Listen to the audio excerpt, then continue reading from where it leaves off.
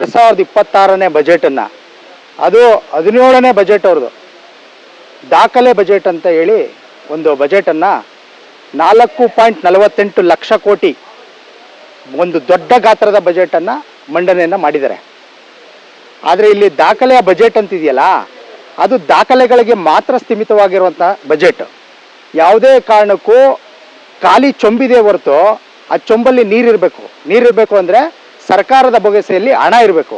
ಹಣ ಇಲ್ಲದೆ ಬಜೆಟನ್ನು ಘೋಷಣೆ ಮಾಡಿ ದಾಖಲೆಗಳಿಗೆ ಮಾತ್ರ ಸ್ಥಿಮಿತವಾಗಿರುವಂಥ ಬಜೆಟನ್ನು ಇವತ್ತು ಮಾನ್ಯ ಮುಖ್ಯಮಂತ್ರಿಗಳಾದಂಥ ಸಿದ್ದರಾಮಯ್ಯನವರು ಮಾಡಿರ್ತಕ್ಕಂಥದ್ದು. ಮಾನ್ಯ ಮುಖ್ಯಮಂತ್ರಿಗಳು ತಮ್ಮ ತವರು ಜಿಲ್ಲೆಯನ್ನು ಎಲ್ಲೋ ಒಂದು ಕಡೆ ಮರ್ತಿದ್ದಾರೆ ಅಂತ ನನಗೆಲ್ಲೋ ಒಂದು ಕಡೆ ಯೋಚನೆ ಆಗ್ತಾ ಇದೆ. ಯಾಕೆ ಅಂತ ಹೇಳಿದ್ರೆ, ನಮ್ಮ ಹಳೆ ಮುಖ್ಯಮಂತ್ರಿ ಸಿದ್ದರಾಮಯ್ಯನವರು ಎಲ್ಲೋ ಒಂದು ಕಡೆ ಕಳೆದೋಗಿದ್ದಾರಾ? ಯಾರ ಹಿಡಿತದಲ್ಲಿದ್ದಾರೆ? ಬಜೆಟ್ ಇದು ಅವರೇ ಮಂಡಿಸಿರುವಂಥದ್ದಾ, ಇಲ್ಲ ಯಾರು ಎಲ್ಲ ಬರ್ಕೊಟ್ಟು ಇವರು ಇದಾರಲ್ಲ, ಇವ್ರು ಹೈಕಮಾಂಡ್ ರಾಹುಲ್ ಗಾಂಧಿ ಅವರಾಗಿರ್ಬೋದು, ಸೋನಿಯಾ ಗಾಂಧಿ ಅವರಾಗಿರ್ಬೋದು, ಇವರೆಲ್ಲ ಕೂತು ಮಾಡಿಕೊಟ್ಟಿರೋಂಥ ಬಜೆಟ್ ಇದು? ಯಾವುದೋ ಒಂದು ಸಮುದಾಯಕ್ಕೆ ಸ್ಥಿಮಿತವಾಗಿ ಮಾಡಿರುವಂಥ ಬಜೆಟ್ನ ಮಾಡಿದಿರಲ್ಲ. ಏನೊಂದು ಶಾಲಾ ಕಾಲೇಜುಗಳ ವಿಚಾರದಲ್ಲಿ ಒಂದು ಮಾಡಿದಿರಿ ಒಂದು ಬಜೆಟು, ಅದು ಯಾವ ಸಮುದಾಯ? ಬರೀ ಬಡವರಿರುವಂಥದ್ದು ಒಂದೇ ಸಮುದಾಯದಲ್ಲ, ಬೇರೆ ಸಮುದಾಯದಲ್ಲಿಲ್ವಾ? ಈಗ ನೀವು 5 ಗ್ಯಾರಂಟಿಗಳು, ಪಂಚ ಗ್ಯಾರಂಟಿಗಳಲ್ಲಿ ಇವತ್ತೊಂದು ದಿನ ಇಡೀ ನಮ್ಮ ರಾಜ್ಯಕ್ಕೆ ಎಲ್ಲರಿಗೂ ಕೂಡ ಉಪಯೋಗ ಆಗ್ತಾ ಇದೆ ಅಂತ ಇದ್ದೀರಲ್ಲ ಸ್ವಾಮಿ. ಪಂಚ ಗ್ಯಾರಂಟಿ ಎಲ್ಲವನ್ನು ಕೊಟ್ಟಿದ್ದೀರಾ ನೀವು? ಯುವ ನಿಧಿ ಎಲ್ಲಿದೆ? ಯುವ ನಿಧಿಗೆ ಹಣ ಬಿಡುಗಡೆ ಮಾಡಿದ್ದೀರಾ? ಇಲ್ಲಿವರೆಗೂ 8 ಹಣಿನಾದರೂ ಕೂಡ ಈ ನಿರುದ್ಯೋಗಿಗಳಿಗೆ, ಯುವಕರು ಇವತ್ತು ಕೆಲಸ ಇಲ್ಲದೆ ಹೋರಾಟ ಮಾಡ್ಕೊಂಡು ಬೀದಿ ಅಲಿಯುವಂಥ ಕೆಲಸವನ್ನು ಮಾಡ್ತಾ ಇದ್ದೀರಿ. ಈ ರಾಜ್ಯದ ಗೌರವ ಕಳೆಯುವಂಥ ಕೆಲಸವನ್ನು ಮಾಡ್ತಾ ಇದ್ದೀರಿ. ಉದ್ಯೋಗ ಸೃಷ್ಟಿ ಮಾಡಿ ಅಂತ ಹೇಳಿದ್ರೆ, ಉದ್ಯೋಗ ಸೃಷ್ಟಿ ಮಾಡ್ತೀವಿ ಅಂತೇಳಿ ಅನೌನ್ಸ್ ಮಾಡಿದ್ದೀರಿ. ಅಲ್ಲ ಸ್ವಾಮಿ, ನಿಮಗೆ ಅವ್ರಿಗೆ ಸಂಬಳ ಕೊಡೋಕ್ಕೆ ನಿಮ್ಮ ಹತ್ರ ಖಜಾನೆಯಲ್ಲಿ ದುಡ್ಡಿದೆಯಾ? ಎಲ್ಲೋ ಏನಾರು ಮುಖಕ್ಕೆ ಏನೋ ಒಂಥರ ಇದನ್ನ ಹಾಕ್ಬಿಟ್ಟು, ಕಣ್ಣಿಗೆ ಬಟ್ಟೆ ಕಟ್ಬಿಟ್ಟು, ಮುಖಕ್ಕೆ ಒಂದು ಇದನ್ನ ಬುರ್ಕಾ ಹಾಕ್ಬಿಟ್ಟು ಕಳಿಸುವಂಥ ಕೆಲಸವನ್ನು ಏನಾರು ಮಾಡ್ತಾ ಇದ್ದೀರಾ ಅಂತ ನಂಗೆ ಅನಿಸ್ತದೆ. ಯಾಕೆ ಅಂತ ಹೇಳಿದ್ರೆ, ನೋಡಿ, ನೀವು ಅಪ್ಲಿಕೇಶನ್ನ ಕಾಲ್ ಮಾಡ್ತೀರಿ. ಅಪ್ಲಿಕೇಶನ್ ಕಾಲ್ ಮಾಡೋದು ಯಾವಾಗ? ತಿರ್ಗಿ ನೀವು ಅವ್ರನ್ನ ಇಂಟರ್ವ್ಯೂ ಕರೆಯೋದು ಯಾವಾಗ? ಅವ್ರನ್ನ ತಗೊಳ್ಳೋದು ಯಾವಾಗ? ಹಂಗೆ ಇನ್ನೊಂದು 2 ವರ್ಷ ಕಾಲ ತಳ್ಳಿಬಿಟ್ಟು 5 ವರ್ಷ ಕಂಪ್ಲೀಟ್ ಆದಮೇಲೆ ಅವಾಗ ಒಂದು ಅನೌನ್ಸ್ಮೆಂಟು, ಈ ಏನು 56,000 ಉದ್ಯೋಗಕ್ಕೆ ನಾವು ಕರೆದಿದ್ದೇವೆ, ಅದು ಎಲ್ಲರಿಗೂ ಕೂಡ ಕೆಲಸ ಕೊಡಿಸುವಂಥ ಕೆಲಸವನ್ನು ಮಾಡ್ತೀವಿ ಅಂತ ಅನೌನ್ಸ್ ಮಾಡ್ತೀರಾ? ಕೊಟ್ಟಿದ್ದೀರಾ ಕೆಲಸನ ನೀವು? ಏನು ಮಾಡಿದ್ದೀರಿ ಸ್ವಾಮಿ? ರೋಡಲ್ಲಿ ಅಲಿತಾ ಇದ್ದಾರೆ ಇವತ್ತು ಯುವಕರು. ಆಮೇಲೆ ನೀವು ಹಳೆ ಬಜೆಟ್ ಏನು ಮಾಡಿದಿರಲ್ಲ, ಹಳೇದು ಏನು ಮಾಡಿದ್ದೀರಿ ಸ್ವಾಮಿ? ಅನೌನ್ಸ್ ಮಾಡಿದಿರಲ್ಲ, ಅದಕ್ಕೆಲ್ಲ ಹಣ ಬಿಡುಗಡೆ ಮಾಡಿದ್ದೀರಾ? ಡೆವಲಪ್ಮೆಂಟ್ ಅಂದರೆ ಏನು ಅಂತ ಗೊತ್ತಾ? ನಿಮ್ಮ ಪುಕ್ಸಟ್ಟೆ ಭಾಗ್ಯಗಳೇ ಡೆವಲಪ್ಮೆಂಟ್ ಅಂತ ತಿಳ್ಕೊಂಡಿದ್ದೀರಾ? ಬಸ್ಗಳು ಕೆಟ್ಟಿ ನಿಂತವೆ, ರೋಡಲ್ಲಿ ನಿಂತೋಗ್ಬಿಡ್ತವೆ ಬಸ್ಗಳು, ಆಕ್ಸಿಲ್ಗಳು ಕಟ್ಟಾಗಿ ಆಕ್ಸಿಡೆಂಟ್ಗಳಾಗ್ತವೆ, ಎಷ್ಟೋ ಜನದ ಪ್ರಾಣವನ್ನು ತೆಗೆದಿದ್ದೀರಿ ಇವತ್ತು. ಅದಕ್ಕೆಲ್ಲ ಯಾರು ಜವಾಬ್ದಾರಿ ಸ್ವಾಮಿ? ಎಷ್ಟು ಜನದ ಪ್ರಾಣ ತೆಗೆದಿದ್ದೀರಿ ನಿಮ್ಮ ಸರ್ಕಾರ ಬಂದ ಮೇಲೆ ಗೊತ್ತಿದೆ ನಿಮಗೆ? ಕೊಲೆ, ದರೋಡೆ, ಸುಲಿಗೆ, ಇವೇ ನಿಮ್ಮ ಸರ್ಕಾರದ ಸಾಧನೆ.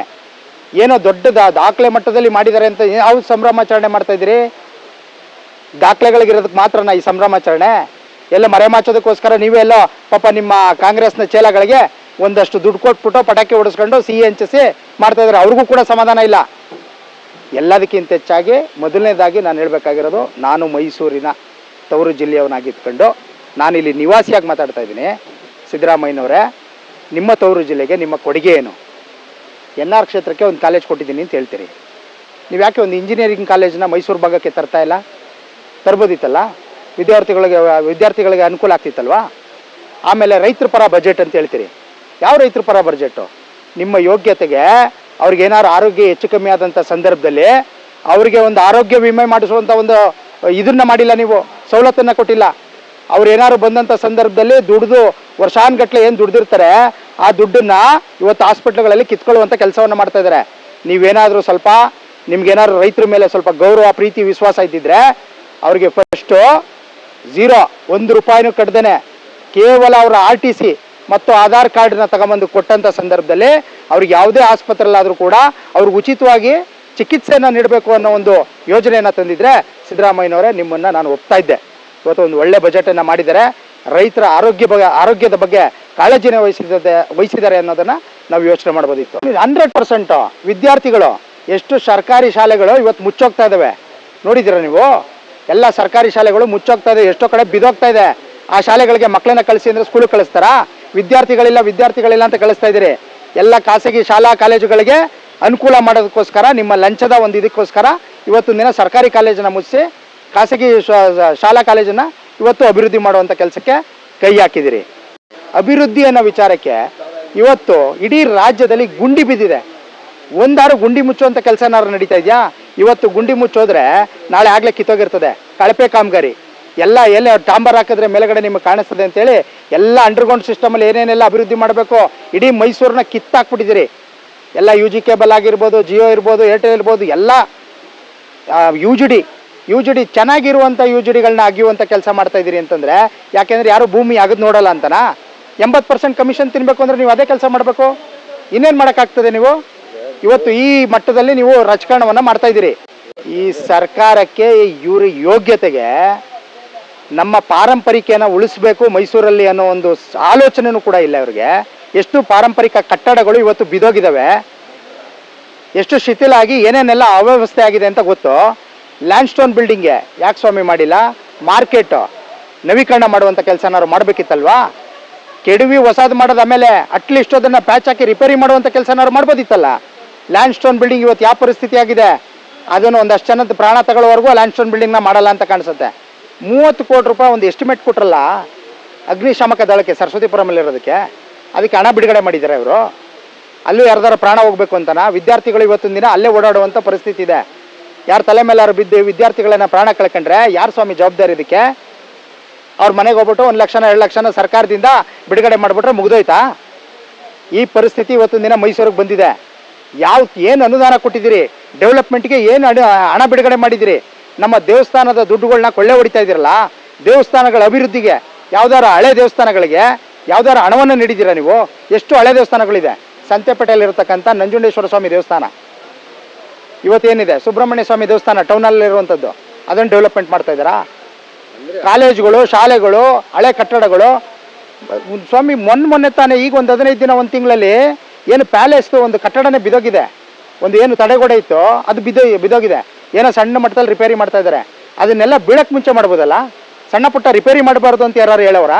ಪಾರಂಪರಿಕ ಇವರು ಅಯ್ಯೋ ಇಲ್ಲ ಪಾರಂಪರಿಕದ ಇವರು ಎಲ್ಲ ತಡೆಯಾಜ್ಞೆ ಕೊಟ್ಬಿಟ್ಟವ್ರೆ, ಕೋರ್ಟಿಂದ ಆದೇಶ ತಂದ್ಬಿಟ್ಟವ್ರೆ ಅಂತ. ನೀವು ರಿಪೇರಿ ಮಾಡಿದ್ರೆ ಅವ್ರು ಯಾರು ತಡೆಯಲ್ಲ. ನೀವೆಲ್ಲ ಕೆಡುವುದ್ರೆ ಮಾತ್ರ ಅವರು. ಇವತ್ತು ಈ ರಾಜ್ಯದ ಜನತೆಗೆ ಖಾಲಿ ಚೊಂಬನ್ನು ಕೊಟ್ಟು ಮಂಕು ಬೂದಿ ಎರಚುವಂಥ ಕೆಲಸವನ್ನು ಮಾನ್ಯ ಮುಖ್ಯಮಂತ್ರಿಗಳಾದ ಸಿದ್ದರಾಮಯ್ಯನವರು, ಅವರು ಕಾಂಗ್ರೆಸ್ ಸರ್ಕಾರ ಇವತ್ತಿನ ದಿನ ಮಾಡ್ತಾ ಇದೆ. ಈ ಬಜೆಟೇ ಇದಕ್ಕೆಲ್ಲದಕ್ಕೂ ಕಾರಣ. 100 ಕೋಟಿ ರೂಪಾಯಿ ಅಂಜನಾದ್ರಿ ಬೆಟ್ಟಕ್ಕೆ ಅಂತ ಕೊಟ್ಟಿದ್ದೀರಲ್ಲ ಸ್ವಾಮಿ, ಡೆವಲಪ್ಮೆಂಟ್ ಆಗಬೇಕಾಗಿದ್ದು ಯಾವಾಗ? ಅನುದಾನ ಬಿಡುಗಡೆ ಮಾಡಿದ್ದು ಯಾವಾಗ? ತಿರ್ಗಾ ಹಳೇದನ್ನೇ ತೆಗೆದು ತಿರ್ಗಾ ಅದೇ ಪೇಜು, ಏನು ಹಳೆ ಪೇಜ್ ತಿರುಗಿಸಿದ್ರೆ ತಿರ್ಗಾ ಅದೇ ಪೇಜ್ ತಿರುಗಿಸೋದು, ಅನುದಾನ ಬಿಡುಗಡೆ ಮಾಡಿರೋದನ್ನೇ ಮತ್ತೆ ಅನುದಾನ ಬಿಡುಗಡೆ ಮಾಡೋದು, ಒಂದಷ್ಟು ಹೆಸರುಗಳನ್ನ ಬದಲಾವಣೆ ಮಾಡುವಂಥದ್ದು. ಈ ಕೆಲಸ ಬಿಟ್ಟರೆ ಇನ್ನೇನು ಮಾಡ್ತಾ ಇಲ್ಲ ನೀವು. ಯಾಕೆ ಮೈಸೂರಿಗೆ ಒಂದು ಇಂಜಿನಿಯರಿಂಗ್ ಕಾಲೇಜ್ ತರಬಾರ್ದಿತ್ತು? ಇವತ್ತು DC ಆಫೀಸ್ನ ಹಳೇದು ಅದು ಪಾಳು ಬಂಗ್ಲೆ ಮಾಡಿ ಕೂರಿಸ್ತಾ ಇದ್ದೀರಿ. ಯಾಕೆ ಅದನ್ನು ಮ್ಯೂಸಿಯಂ ಮಾಡ್ಬೋದಿತ್ತಲ್ಲ? ಅಟ್ಲೀಸ್ಟ್ ನೀವು ಉಪಯೋಗಿಸ್ಕೊಳಕ್ಕಾಗಲ್ಲಲ್ವ? ಅದನ್ನು ಮ್ಯೂಸಿಯಂ ಮಾಡ್ಬೋದಿತ್ತಲ್ಲ? ಅದನ್ನು ಮಾಡುವಂಥ ಕೆಲಸ ಮಾಡಿದ್ದೀರಾ? ಅದು ಆಲ್ರೆಡಿ ಪಾಳು ಹಿಡ್ಕೊತಾ ಇದೆ, ಪಾಳು ಬಂಗ್ಲೆ ಆಗ್ತಾ ಇದೆ. ಇವತ್ತು ಹಳೆ ಕಟ್ಟಡಗಳೆಲ್ಲ ಬೀಳುವಂಥ ಪರಿಸ್ಥಿತಿಗೆ ಬಂದಿದೆ. ಪಾರಂಪರಿಕತೆ ಅನ್ನೋದನ್ನೇ ಹೊಟ್ಟೋಗ್ಬಿಟ್ಟಿದೆ. ಈ ಕಾಂಗ್ರೆಸ್ ಸರ್ಕಾರ, ಆದರೂ ಸಿದ್ದರಾಮಯ್ಯನವ್ರ ಸರ್ಕಾರ ಮಹಾರಾಜರನ್ನ ಟಾರ್ಗೆಟ್ ಮಾಡ್ಕೊಂಡು ಆಗಿಂದನೂ ಅಷ್ಟೇ ಅವ್ರನ್ನ ವಂಶಸ್ಥರನ್ನ ಟಾರ್ಗೆಟ್ ಮಾಡ್ಕೊಂಡೆ ಬಂದಿರುವಂಥ ಸರ್ಕಾರ ಏನಾರು ಇದ್ದರೆ ಅದು ಕಾಂಗ್ರೆಸ್ ಸರ್ಕಾರ, ಸಿದ್ದರಾಮಯ್ಯನವ್ರ ಸರ್ಕಾರ ಅಂತ ಹೇಳೋಕ್ಕೆ ನಾನು ಇಚ್ಛೆ ಪಡ್ತೇನೆ. ಯಾಕೆ ಅಂತ ಹೇಳಿದ್ರೆ ಇವತ್ತು ಎಲ್ಲ ಪ್ರತಿಯೊಂದು ವಿಚಾರನೂ ಅಷ್ಟೇ ಮಹಾರಾಜರು ವಂಶಸ್ಥರನ್ನ ಟಾರ್ಗೆಟ್ ಮಾಡ್ಕೊಂಡೇ ಬಂದಿದೆ. ಅವ್ರು ಯಾವುದೇ ಕೆಲಸಕ್ಕೆ ಕೈ ಹಾಕಲಿ ಅದನ್ನು ವಿರೋಧ ವ್ಯಕ್ತಪಡಿಸ್ಕೊಂಡು ಬಂದಿದೆ. ಇವತ್ತು ನೋಡಿ, ಏನು ಸಿಲ್ಕ್ ಫ್ಯಾಕ್ಟ್ರಿನ ಇಲ್ಲಿ ಇರೋದನ್ನು ಡೆವಲಪ್ಮೆಂಟ್ ಮಾಡಿ ಅಂದರೆ ಅದರಲ್ಲಿ ಕ್ರೀಡಾಂಗಣ ಮಾಡ್ತಾರಂತೆ, ಅರ್ಧ ಮಾಡ್ತಾರಂತೆ, ಬೇರೆ ಕಡೆ ತಾಂಡೂಪುರದಲ್ಲಿ ಸಿಲ್ಕ್ ಫ್ಯಾಕ್ಟ್ರಿದು ಇದು ಮಾಡ್ತಾರಂತೆ. ಅಲ್ಲ ಸ್ವಾಮಿ, ನಿಮ್ಮ ಯೋಗ್ಯತೆಗೆ ಉಳಿಸ್ಕೊಳ್ಳುವಂಥ ಕೆಲಸ ಮಾಡಬೇಕೇ ಹೊರತು ಇದು ಹಳೆದನ್ನು ಕೆಡವಿ ಹೊಸದನ್ನು ಮಾಡುವಂಥದ್ದಾ? ಯಾಕೆ ಅದಕ್ಕೆ ಏನಾರು ಅಂದರೆ ಕಮಿಷನ್ ಏನಾರು ಮಾತಾಡ್ಕೊಂಡ್ಬಿಟ್ಟಿದ್ದೀರಾ? ಇಡೀ ಮೈಸೂರು ಭಾಗದಲ್ಲಿ ಎಲ್ಲೆಲ್ಲಿ ಗಲ್ಲಿಗಳಲ್ಲೂ ಸಿಗ್ನಲ್ ಕಂಬಗಳು ಹಾಕಿದ್ದೀರಿ. ಎಷ್ಟು ಕಮಿಷನ್ ತಗೊಂಡಿದ್ದೀರಿ ಅಂತ ಹೇಳ್ಬೋದಾ? ಯಾವುದು ಮತ್ತೆ ಯಾವ ಆಸೆಗೋಸ್ಕರ ಮಾಡಿದ್ರಿ ಇಷ್ಟೊಂದು ಸಿಗ್ನಲ್ ಕಂಬಗಳು ಯಥೇಚ್ಛವಾಗಿ ಬಂದ್ಬಿಡ್ತಲ್ಲ? ಇಷ್ಟೊಂದು ಏನಕ್ಕೆ ಬಂತು? ಕಾರಣ ಏನು? ಯಾವತ್ತಾರು ಒಂದು ರಸ್ತೆ ಏನಾರು ಮಾಡ್ತಾ ಇದ್ದೀರೇನ್ರಿ? ಇಡೀ ಮೈಸೂರನ್ನ ಕಿತ್ತಿ ಒಗೆಯುವಂಥ ಕೆಲಸ ಮಾಡಿದಿರಿ. ನಿಮ್ಮ ಯೋಗ್ಯತೆಗೆ ಏನಾರು ಮಾಡಬೇಕು ಅಂತಿದ್ರೆ ಫಸ್ಟು ರೈತರ ಪರವಾಗಿ ಅವರಿಗೆ ಒಂದು ಆರೋಗ್ಯ ವಿಮೆನ ಉಚಿತವಾಗಿ ಯಾವುದೇ ಹಾಸ್ಪಿಟ್ಲಿಗೆ ಹೋದಂಥ ಸಂದರ್ಭದಲ್ಲಿ ಅವ್ರಿಗೆ ಯಾವ ದಾಖಲಾತಿನೂ ಕೇಳಬಾರ್ದು. ಕೇವಲ ಒಂದು RTC ಮತ್ತು ಆಧಾರ್ ಕಾರ್ಡ್ ಇಟ್ಕೊಂಡು ಅವ್ರಿಗೆ ಉಚಿತ ಸೇವೆ ಮಾಡುವಂಥ ಕೆಲಸ ಮಾಡಬೇಕು. ಸರ್ಕಾರಿ ಆಸ್ಪತ್ರೆಗಳಲ್ಲಿ ಅದಕ್ಕೆ ಅವಕಾಶ ಇಲ್ಲ ಅಂತಂದರೆ ನೀವು ಒಂದು ಲೆಟರ್ ಕೊಟ್ಟು ಅವರಿಗೆ ಖಾಸಗಿ ಹಾಸ್ಪಿಟ್ಲ್ಗಳು ಕೂಡ ಉಚಿತವಾಗಿ ಅವರಿಗೆ ಆರೋಗ್ಯವನ್ನು ವಿಮೆಯನ್ನು ನೀಡಬೇಕು ಅಂತೇಳಿ ನಾನು ನಿಮ್ಮ ಮಾಧ್ಯಮದ ಮುಖಾಂತರ ಮನವಿಯನ್ನು ಮಾಡ್ತಾಯಿದ್ದೀನಿ.